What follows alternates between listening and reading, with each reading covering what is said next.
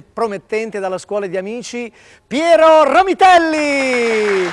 Ciao, Grande Piero, ciao, bentornato, ciao. Allora, dopo Olimpo che hai cantato la scorsa puntata, oggi è una canzone particolare. Tu lo sai meglio di me, questa canzone è veramente particolare. Si intitola Lo dice nonna. Lo dice nonna, la tua nonna. Ah, la mia nonna. Come si chiama tua nonna? Ciao tu nonne. Cosa significa questo testo? Ma sono dei consigli che la mia nonna mi dà in dialetto marchigiano, sono dei proverbi. Lo dice nonna, Piero Romitelli per voi. Grande Sammy.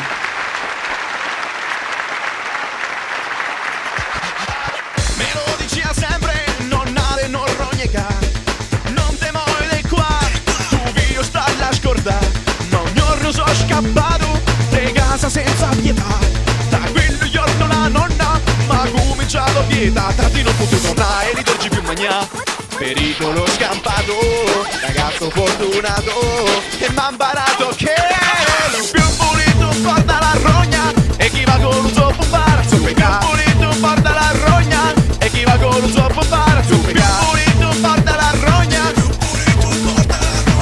e chi va con un suo pumpare,